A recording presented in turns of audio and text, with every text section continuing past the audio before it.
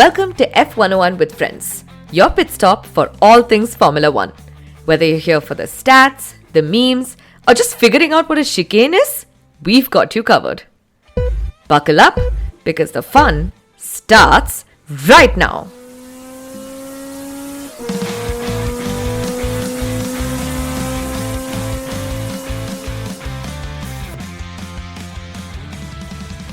Hi everyone, my name is Nisha, a newbie F1 girlie who is desperate to make more friends so that I can talk about this sport all the time. Each week, a new guest will join me on this journey, from seasoned F1 fans to other curious newcomers, and we will explore what it is about this million-dollar sport at gravity-defying speeds that we just can't stop watching. We'll try to break it all down in a way that's fun, relatable, and hopefully try to explain some of the tech talk. 4 crazy races down and the silly season is already here, with movements in Red Bull and possible changes in Alpine.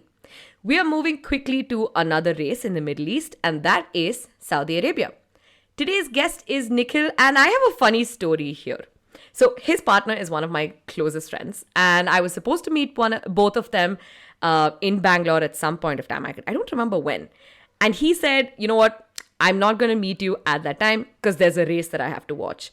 And I was sitting and chilling with my friend, and I was complaining to her, oh my God, it's just a race. People go round and round. Who cares? Well, Nikhil, we're about to become best friends right now. So welcome to the show. And can you please give me some context? Which year was this? What race was this? What did I miss?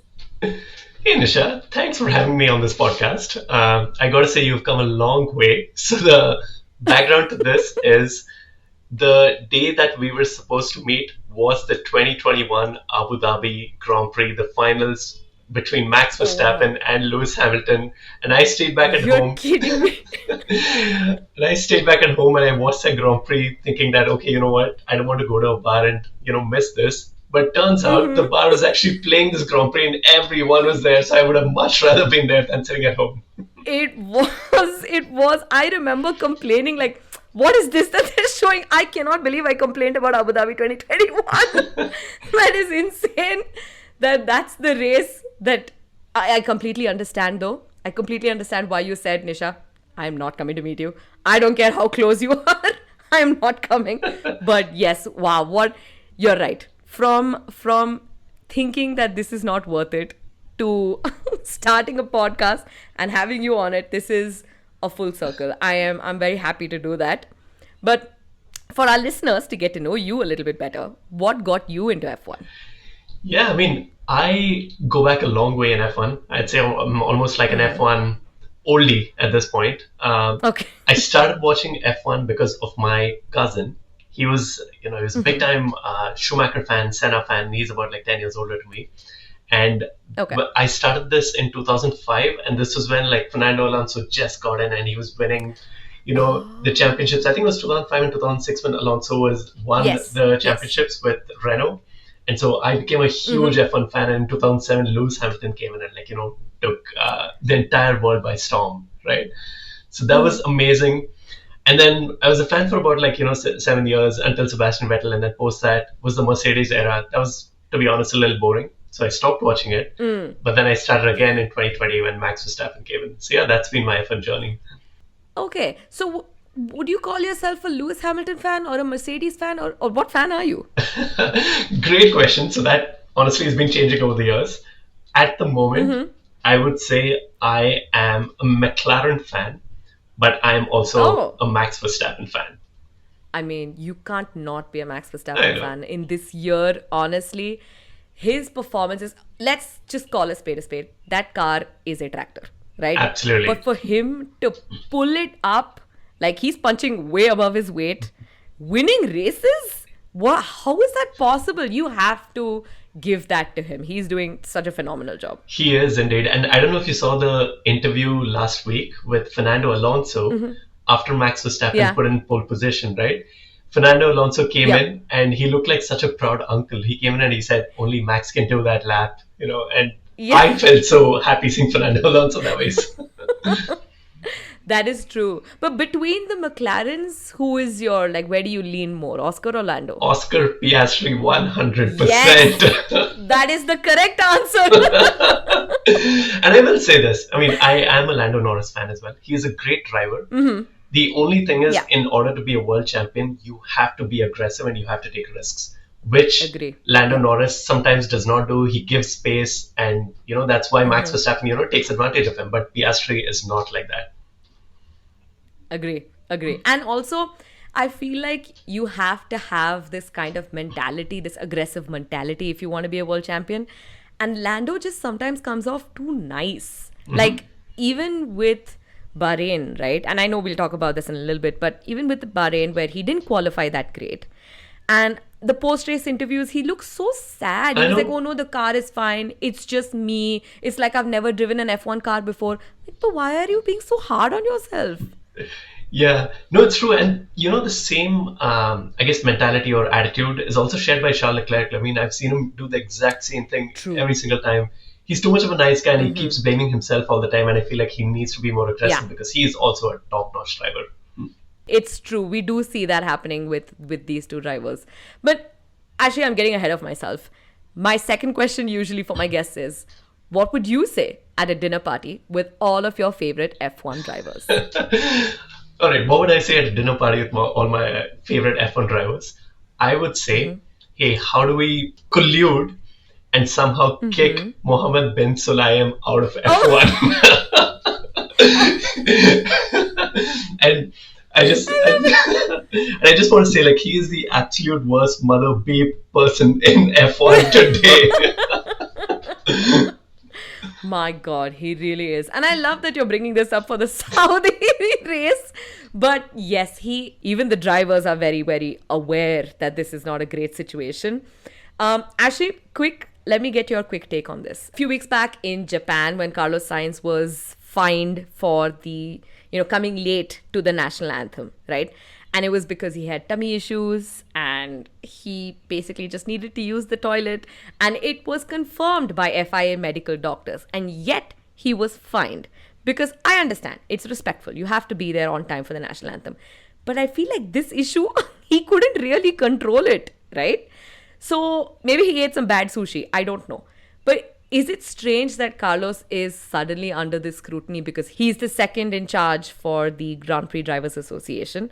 And this comes right after Russell saying that there's not enough toilets for the drivers and the crew. I don't know, maybe this is my tinfoil conspiracy theory, but do you think MBS has something to do with this also? Like, he's just putting these fines for the sake of putting fines? It's funny.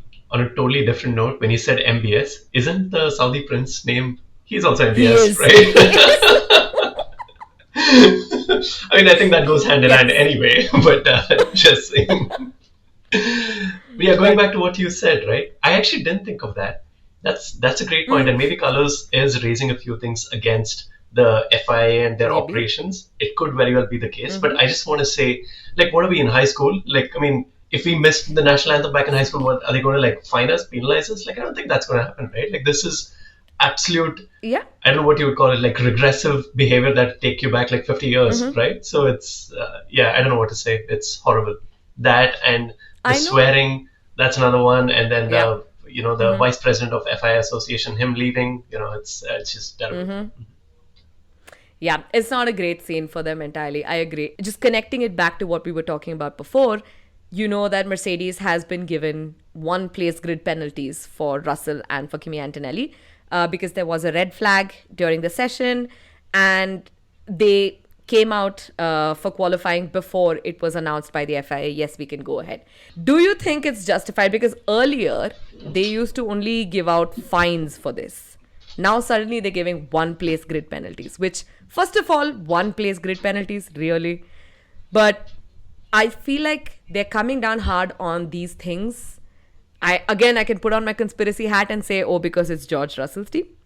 But I don't see it being justified that they would come down so hard on something like this. It didn't even give them an advantage for coming out earlier than everyone else, right? So this is just more MBS nonsense, I feel. No, you're absolutely right. And what I have the issue I have here is not so much with the grid penalty, right? The issue I have here is that they're not consistent in what they're doing. So you set a rule Yes. and stay with that. Every time it seems like there's a gray area, and like, they hand out either fines or penalties, and the penalties can be different, varying on, different effects, and it's all comes down to how people feel, or like the stewards feel about it. So that's the challenge that I Yeah. have with FIA in general. On that note, Hulkenberg got a penalty as well, like a 10-second time penalty, which moved him down the grid, even though he had got into Q2. And that moved Albon up into Q2. But he didn't get that chance to drive because they made this announcement during the last session of qualifying. Like, they didn't do this in time, even though between sessions there's enough time to review all of these things. So Albon didn't get a chance to try and get a better position in Q2. Ocon, who crashed out in Q2, is getting a better position anyway because Hulkenberg got demoted. And I was like, but this is your entire job. Your entire job is to monitor, make sure that you're handing out these penalties in time, and you missed it. And it puts the other drivers in a bad position. And in this era of racing, where every place counts, it just feels so unfair. It is, yeah, no, it is so unfair. And my only question here is going back to what we were just talking about, the penalties. Is there going to be a penalty on the stewards because of this?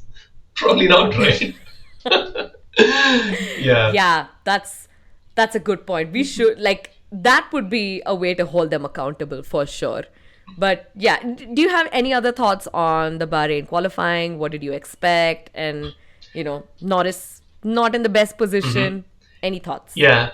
No, I liked it because now, the top few people are completely mixed up. So it's going to be a very interesting race. Bahrain has always had a lot of, interesting races, right? I think this was 2020 when Sergio Perez won the race, and I think it was Ocon that came second, and Lance Stroll came third, which was like mind blowing, right? You never think that he would come third. I forgot. I forgot about Stroll. Yes. Yeah. So Sakir has always produced some very interesting results. I think it's a great track. It'll be good to see the lineup, and I got to say two things, right? Like Gasly is driving the crap out of that car. Like it's good. Yes. And the second thing is Isaac Hadjar. Oh my God. I think this is the second time he's out-qualified Lewis Hamilton, right? Like if I'm not mistaken. I think so. Yeah. Yeah, you're right. Yeah. Hadjar's doing a great job. So yeah, it's going to be a very interesting race. Yes, I think so too. And Gasly, oh my God. Actually, on the note of Gasly, I'm not sure if... So on F1 TV or F1 Live, I can't remember. Basically the one where David Coulthard is usually the commentator. You have sessions in between with Laura Winters, and there's this other... there's one other analyst who keeps changing. So for the Bahrain one, there's this guy called Davide. He's this Italian. My God, he is the best. If you want to take some time out and just listen to the way he describes Pierre Gasly's that lap, which got him into P3 now, it is so fun. And you can see the way he gets so involved, the way he goes like, and now he take this a lap, and now, okay, this is, excuse my Mario-like Italian accent, but his is so good. I don't want to make his sound bad. Definitely go and check that out. It's so funny. I will. Shout out to Davide. I will definitely check that out now that you've given that impression. Hi there, folks. This is Nisha from the future. And of course, I had to add a little bit about what happened in the race. This felt like a great race to watch. It's a perfect balance of slow burn as well as some fast-paced action, a lot of cool overtakes, and some fun saves and some crashes as well. But a couple of highlights that I want to say. There was some serious electrical gremlins that were messing around with everybody's DRS. Like every now and then you would hear someone say, oh, you can't open the DRS. Norris, you can't open the DRS. Charles, can't open the DRS. We had no idea what was going on. And then the timing tower went away and we couldn't see if there was who was in first place, who was in second place. Russell's transponder stopped working, which meant he was no longer getting data. He was racing in the 50s essentially. His engineer was in his ear giving him instructions, which was crazy. Some more highlights was, of course, watching Leclerc and Norris fight it out for position on track. It was beautiful to watch. Charles's aggressive moves complemented Norris's racecraft. Of course, Norris was the winner out of that fight, but it was entertaining for sure. I also want to call out Ollie Behrman, who did such an amazing job. He was P20 for qualifying and he ended up P10. That's double points for Haas, which was great for the team and great for Ollie as well.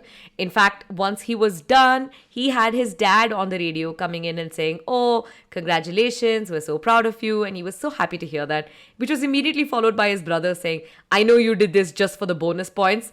And Ollie Behrman just going, "Hello, Thomas." It was fun to listen to that.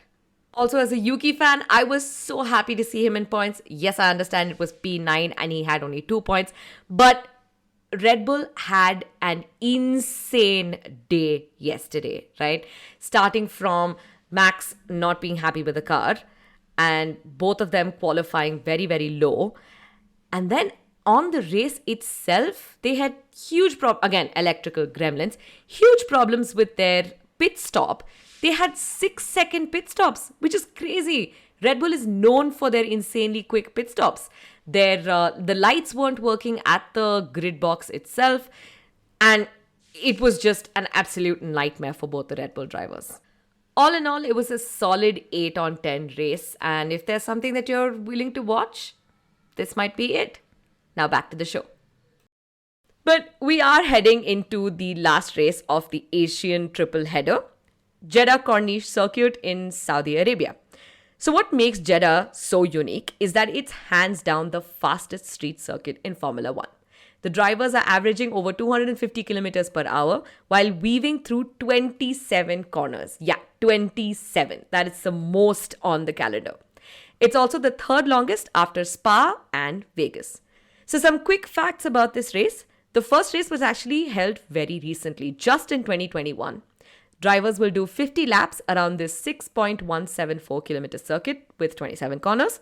The current lap record is a 1 minute 30 seconds 734 milliseconds, and it's held by Lewis Hamilton in 2021. This is also a night race lit up under the floodlights around the Red Sea coast, which makes it visually stunning but also super tricky. Yeah, and I believe this is also a street circuit, right? So it reminds me of Monaco and Baku as well. Yep. So, but the best part is, I think, because of the multiple DRS zones in this, there's a lot more overtaking that can happen. Because Monaco, let's be serious, it's an iconic location, but it's a pretty boring race.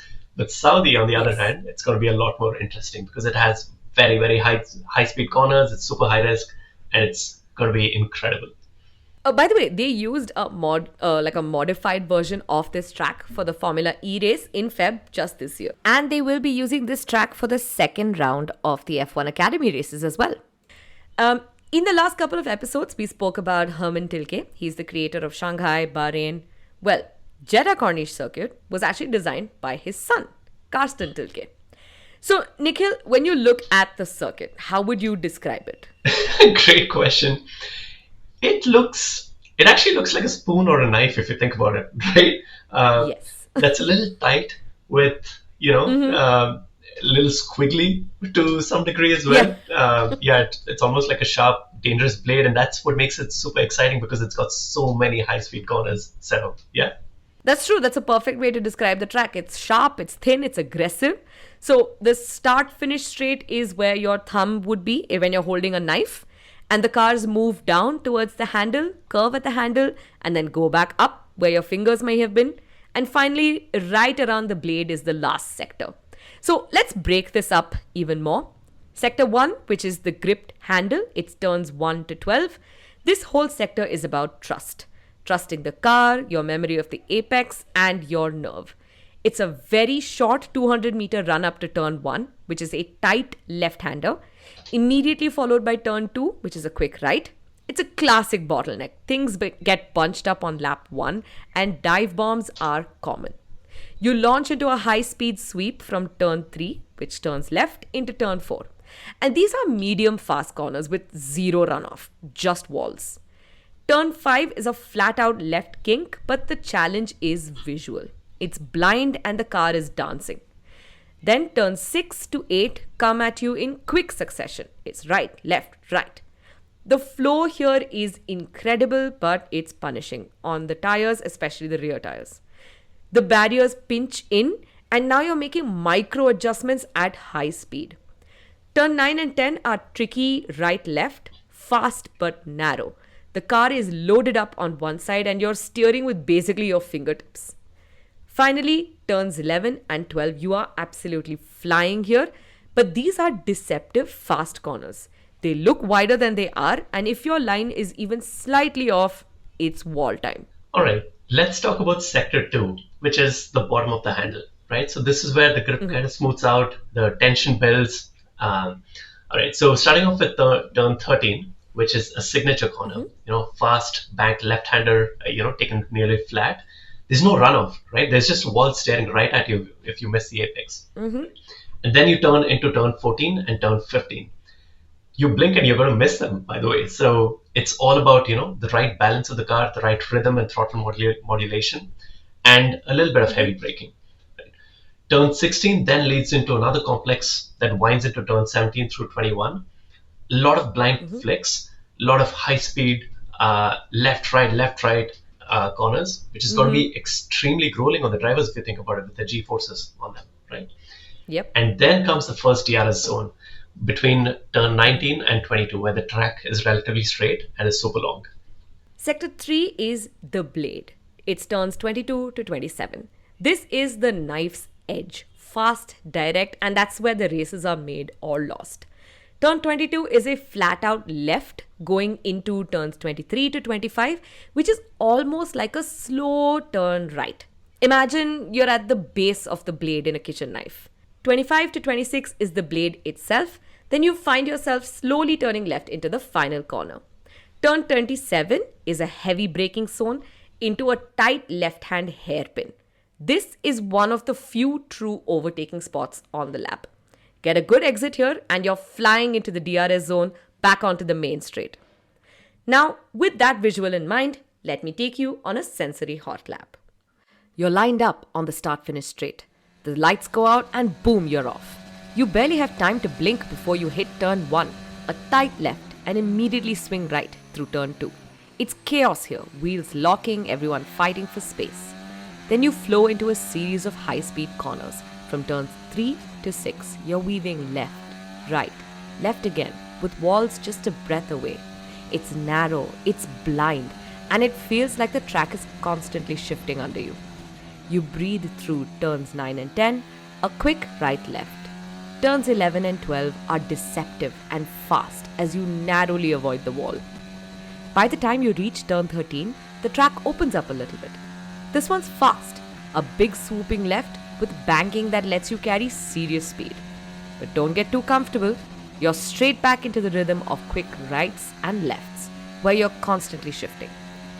Now comes sector 3, the blade. You dive into a flat-out right, then carve your way through a long, curling left. This is the part of the lap that feels smooth but sharp, like a knife's edge. You flick through turn 26, a flat-out right kink, setting up for the final strike. Turn 27, a hard braking zone, into a tight left-hand hairpin. You hook the apex, power down, and slingshot onto the main straight with DRS open and the engine screaming. So Nikhil, how do you feel? Are you excited about this race? I am extremely excited about this race. I'll tell you one thing, I'm not a fan of the country. Saudi Arabia is known to do a lot of things which are pretty unpopular, but I'm a big fan of the track for two reasons. Number one, it's a night race. I love night races under the lights. And number two is that it's also a street circuit. So street circuits are always so much fun. They're usually a little more narrow than other circuits, which are super wide. They are usually prone to a lot of red flags and yellow flags, which makes the race even more exciting. So I'm looking forward to this. Yep. Awesome. Yes, it is a fun part of the race. And while we may talk about the country, if suppose somebody offers us paddock passes, I will completely change my mind about Saudi Arabia, you guys. We are sellouts. Nikhil, you will agree with me? We have our opinions, but we are sellouts at the end of the day. So yes. Absolutely. So, the Saudi Arabian Grand Prix is one of the newest additions to the F1 calendar. It was first announced in 2020 as part of Formula One's push into new markets, especially in the Middle East. The goal was to grow the sport globally, and Saudi Arabia was eager to host a race as part of its wider efforts to modernize its image and invest in international sports. That's just a fancy way of saying sports washing. The inaugural race took place in 2021, and the Jeddah Corniche circuit was built in record time, just over 8 months, right along the Red Sea. Yeah, and I believe it was also the penultimate race in 2021, right? Making it very controversial. But more recently, I think it's been moved up the calendar, which I believe is part of F1's initiative to be more green, which I really appreciate because I remember back in the day, I used to think to myself as well, why does F1 keep flying from Europe to America to Asia back to America back to Europe, and that's quite ineffective. I believe it was because of the tickets to make sure that they maximize the audience. But at the end of the day, this is also a good cause. Yes, it does make sense to club all the Asian races together, and it's part of their net zero 2030 mission, right? To just cut down on carbon emissions as much as they can. In August 2019, Saudi had announced the plans for a permanent motorsports complex to be built in the city of Qiddiya, near the Saudi Arabian capital of Riyadh. But it would not be ready in time for racing, so F1 went to Jeddah instead. And we'll talk a little bit more about Qiddiya in a bit, because that is apparently the future of F1 in Saudi. Yeah, and I believe right from the start, right, the race faced a lot of criticism from human rights organizations. I think Saudi's always been right in the spotlight of any sort of issues because they're a very progressive country. They're very backward in terms of like women's rights, and as with most sports in the Middle East, right, like groups have accused F1 of being involved in sports washing.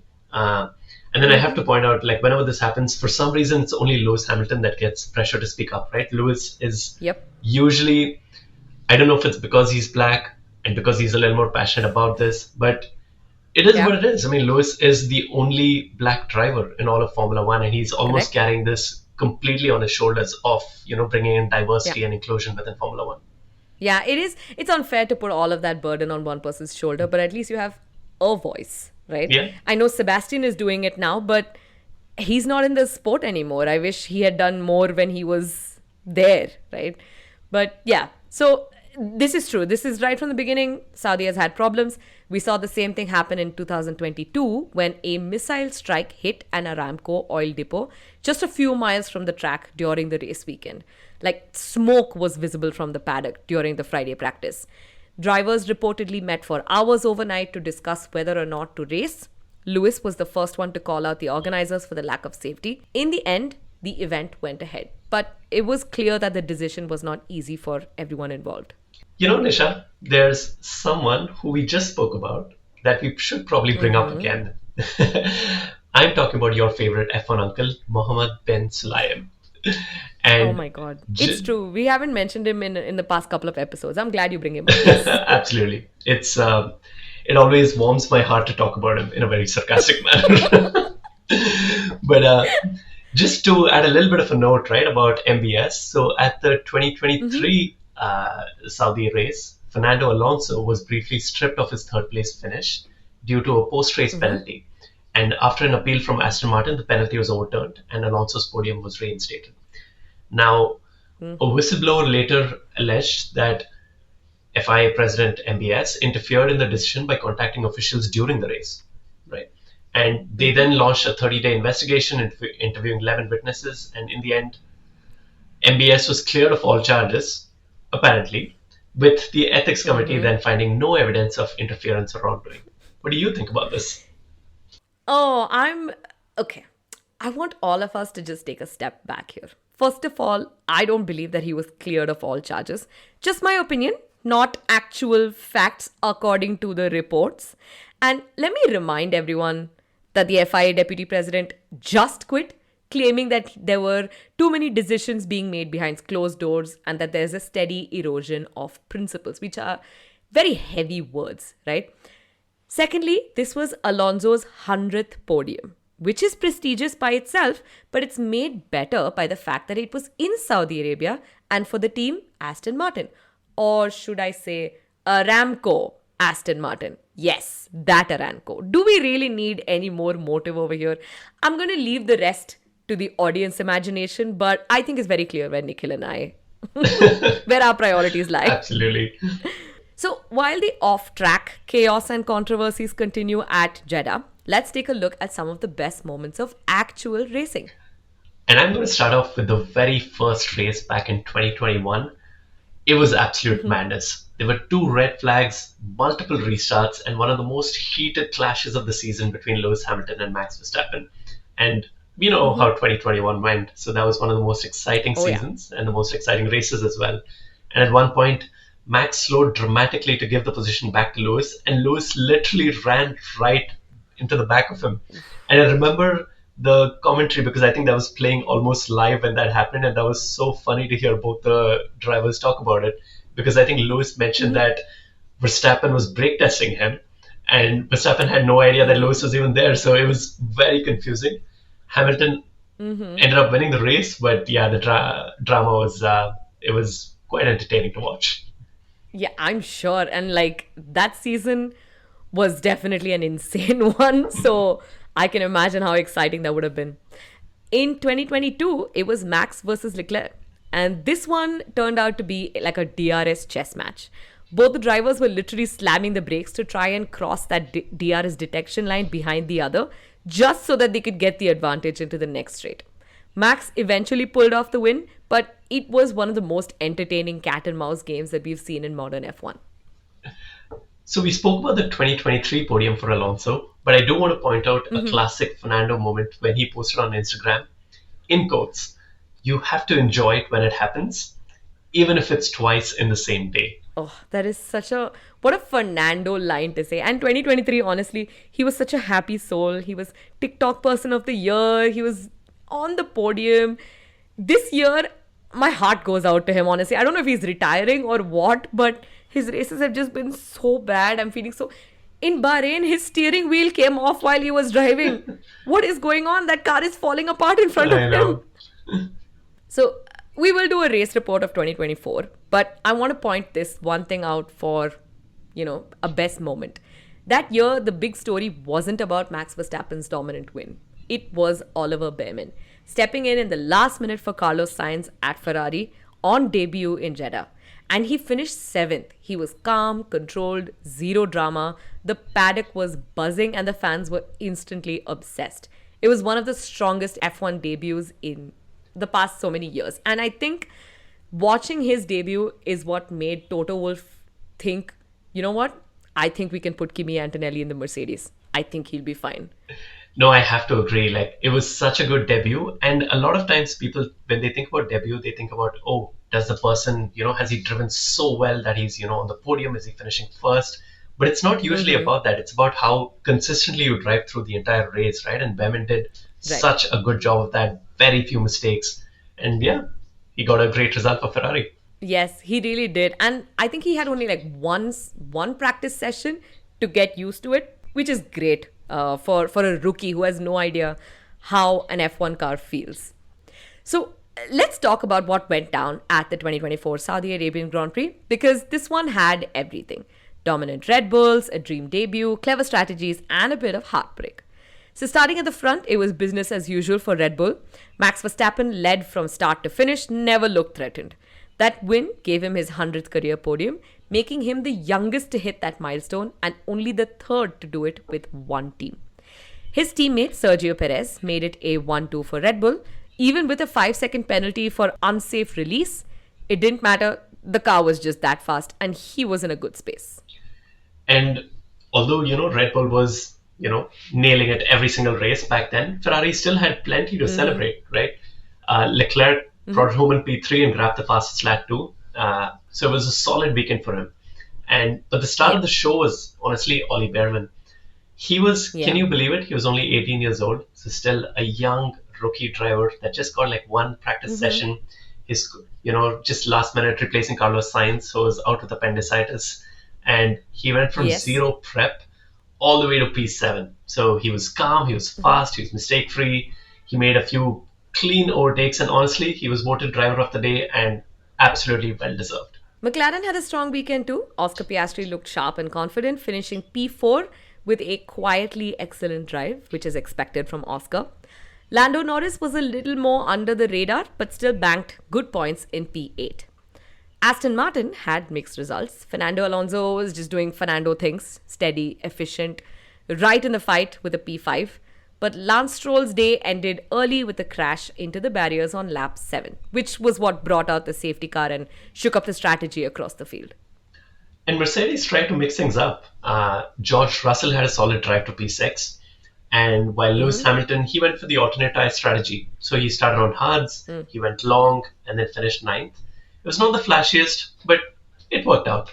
Yeah, and he was struggling with that Mercedes in that year anyway, in 2024. Basically, he was on notice period, and Mercedes team was like, just give him whatever car. I know. We're not putting anything on that.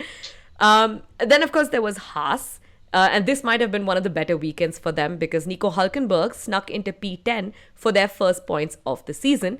And a lot of that came down to Kevin Magnussen, who drove a bit of a roadblock mission. He was a proper Viking.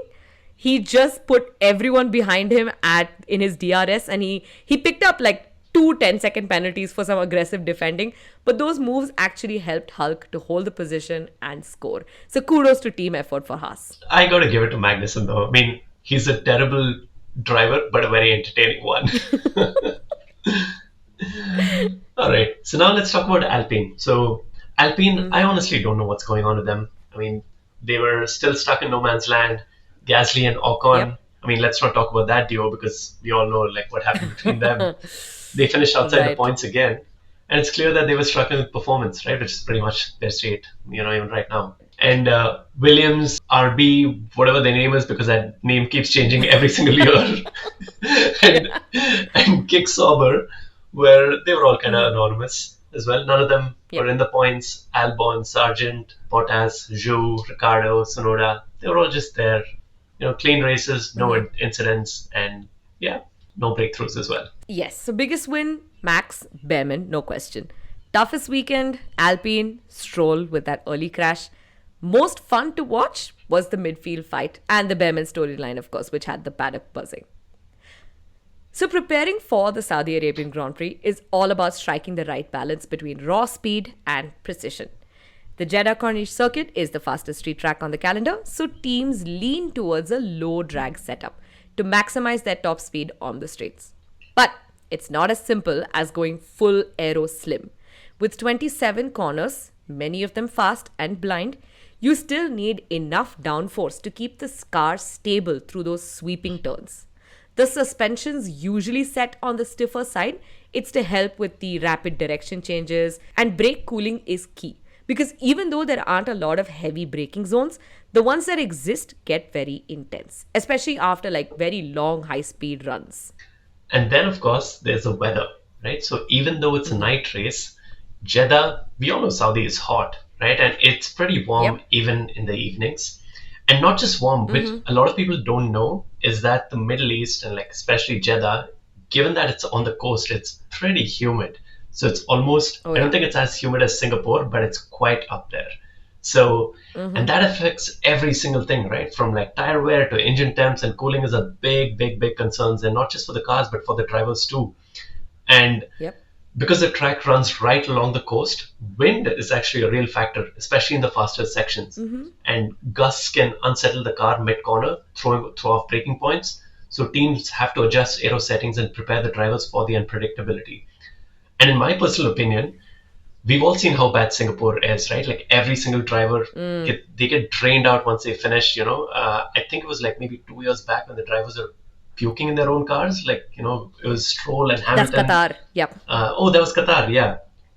I feel like Jeddah is one of those, the hardest tracks, right up there because of all of these factors. It's so hard to drive and so tough on the drivers themselves. Yeah, actually last year Singapore was, we all saw this in Drive to Survive, was that George had basically started hyperventilating after he got out of the car, and then like he felt absolutely sick. And yes, it is because of this humidity. So, and it is like, I thought that episode from Drive to Survive was really good because it showed that, these guys are actual athletes.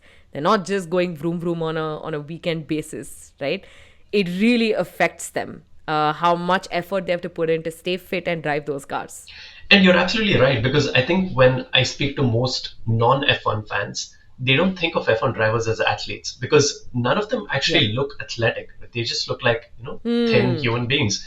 But in reality, that's because they've got to keep their weight really low, right? Because every extra kilogram costs them about zero point 0.1 to zero point 0.2 seconds in lap time. Correct. So it's absolutely critical. But one of the interesting things is I still remember Max Verstappen doing his neck exercises, which became pretty viral on TikTok. And he was shaking his head and moving it left and right, like while lifting weights with his neck. And that was, they've got to build muscles in very weird parts, which none of us, would think of. I think there's this one video of like a young Alonso cracking a walnut with his neck. Oh, wow. It's insane. Yeah, he basically just like keeps it on his neck and like turns towards it and the walnut cracks. When I crack walnuts, I use like doors, okay? I have no idea. Like, put it on the hinge of a door and then try to crack it. I don't know how he did it with his neck. So you can just imagine that strength. Yeah, and I mean, Alonso, it's quite believable. Have you seen his neck? It looks like a tree trunk, right? So it does. It really does.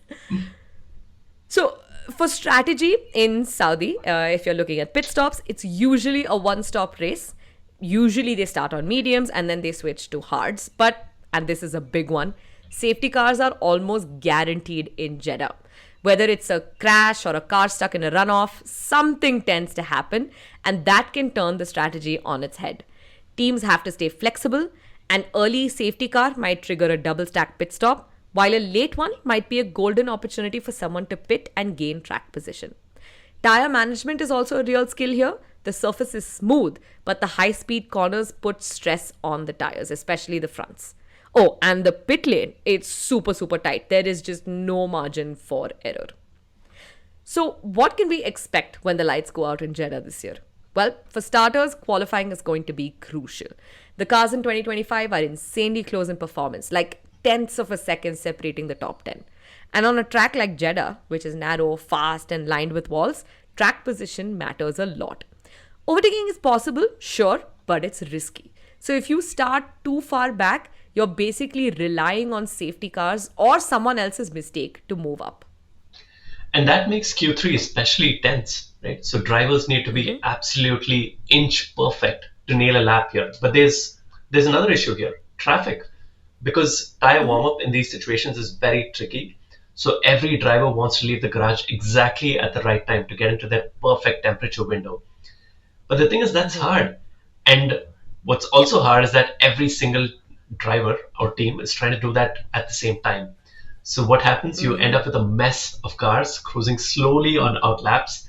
And there are some cars, finishing their laps and coming in. So there's going to be a lot of traffic as well.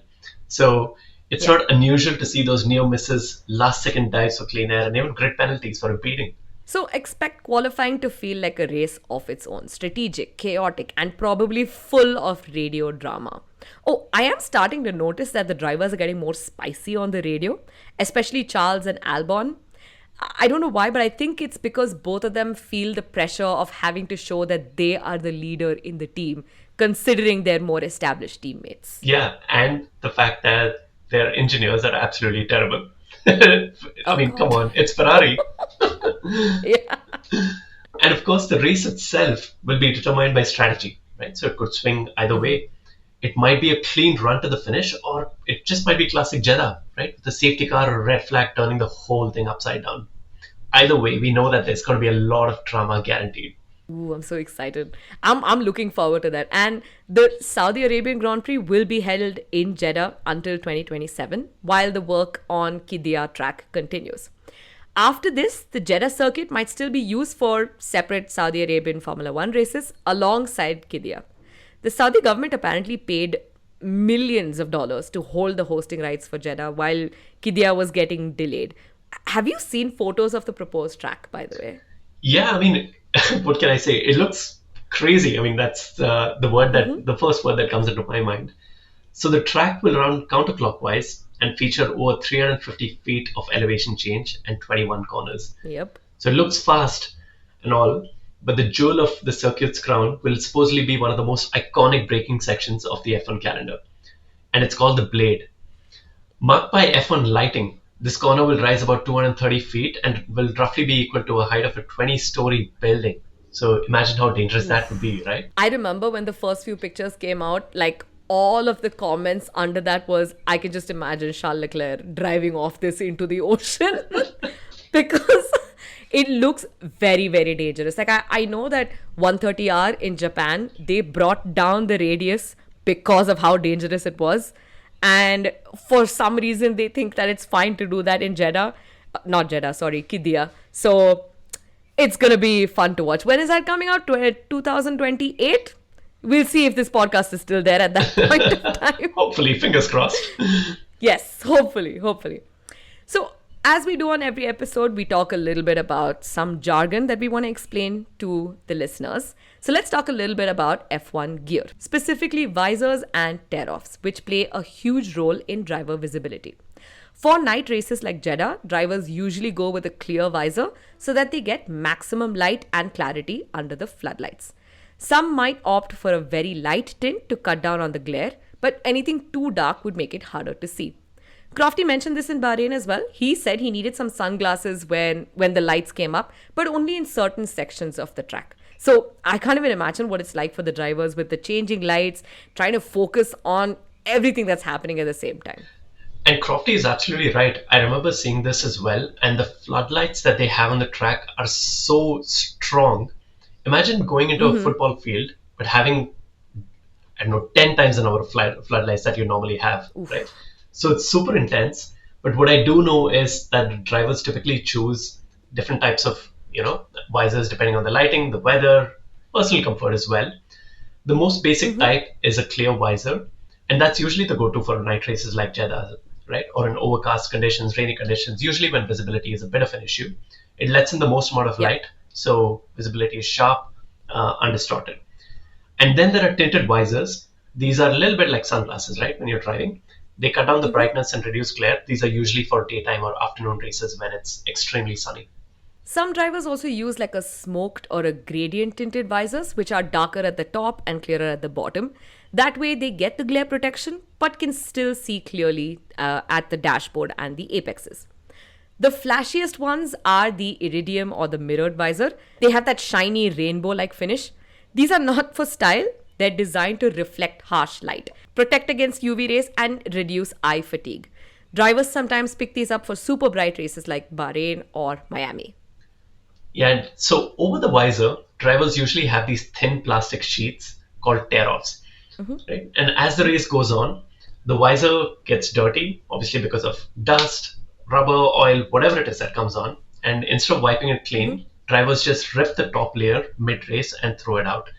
It's almost like using a windshield wiper on a car, but in a more, I guess, in a different way because you don't have wipers in Formula One, right? It's quick, it's clean, and if I'm not mistaken, I think every driver has about 7 to 8 tear-offs that they have. And you'll actually see this, like the driver, when they don't have their hands on the steering wheel and their hands on the side, it looks like they're throwing something off. It's actually the visor tear-off.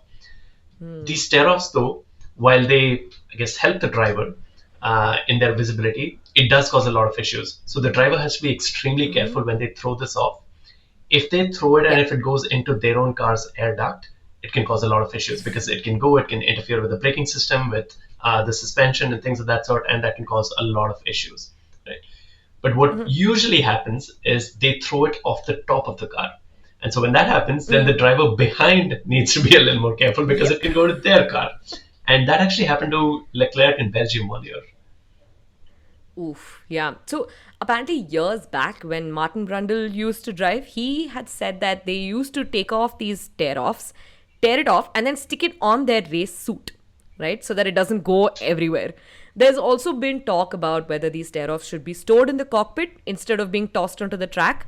But then that means adding a storage place for that. And teams are just always trying to reduce the weight on their car. So the drivers can take it off from either side of their helmet, holding the flap that sort of sticks out. But I think Vettel had a preference. He would always want it to go right, left, right. So the person who sets up his helmet would cut off alternate sides of the flap so he can quickly take it off. And that's pretty much a wrap on the Saudi Arabian Grand Prix. But before we sign off, let's hear from my guest, Nikhil. What is your boldest prediction for the 2025 season? Oh, this is my favorite part of the podcast, Nisha. And I am prepared for this. All right. So because I've come prepared, I don't have one prediction. I'm going to give you a few predictions for the 2025 season. The first prediction is that by the end of the season, MBS will be out of FIA. Oh my goodness. And I think that is quite a prediction.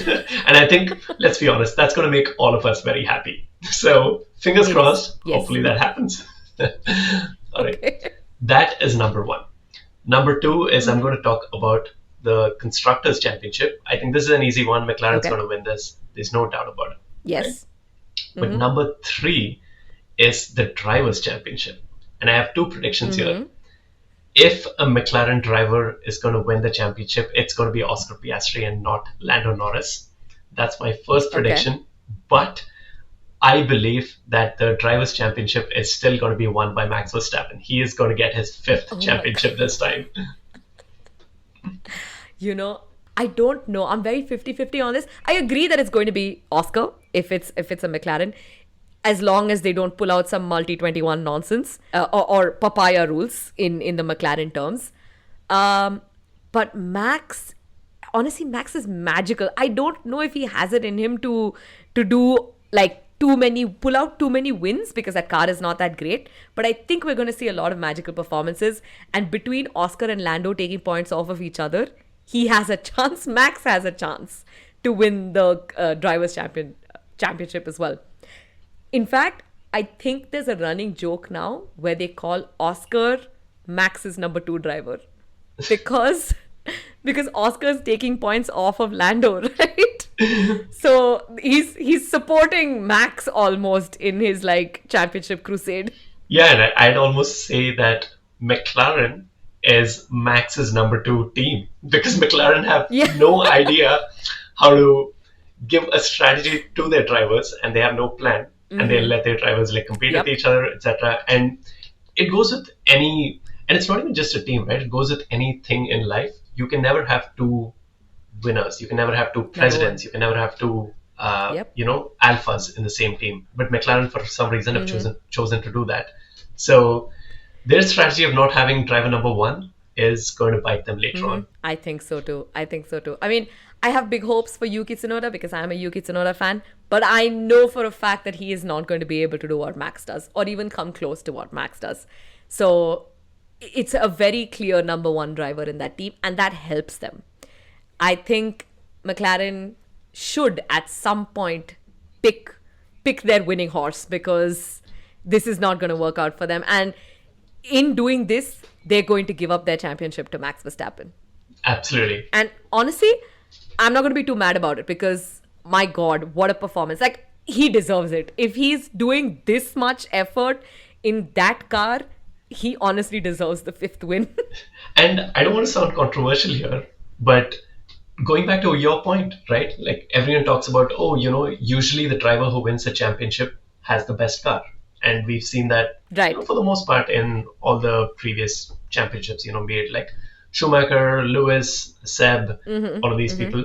But I got to say, if I were to choose one GOAT, that would be Max Verstappen. He has achieved so much from that car that none of the other champions have achieved. So yeah, he would be the GOAT in my opinion. I can't believe we're here, right? In 2021, Max was the most hated person in all of F1 history. And now we just can't stop being in awe of him. Kudos to Max. I think he's doing really well. I appreciate that. To all of the listeners, I know we've been giving you an episode every week, but I need to take a break because editing a podcast is apparently not very easy. Although I know that there are 24 races, and I will keep you prepared for Miami in 2 weeks, so tune in for that. To all of our amazing listeners, what do you think? Drop your hot takes in the comments, send us a message, or tag us in your wildest predictions. Don't forget to follow, subscribe, and share F101 with friends, because this community is just getting started. If you have any queries or you want to be a friend on the pod, please reach out to me on Instagram. The link is in the description. Special shout out to Ashwati and Kevin, who support the podcast and the cover art and also my mental health. Thank you, Nikhil, for agreeing to be on this podcast. I've been your host, Nisha. And I will see you all on the next episode of F101 with Friends.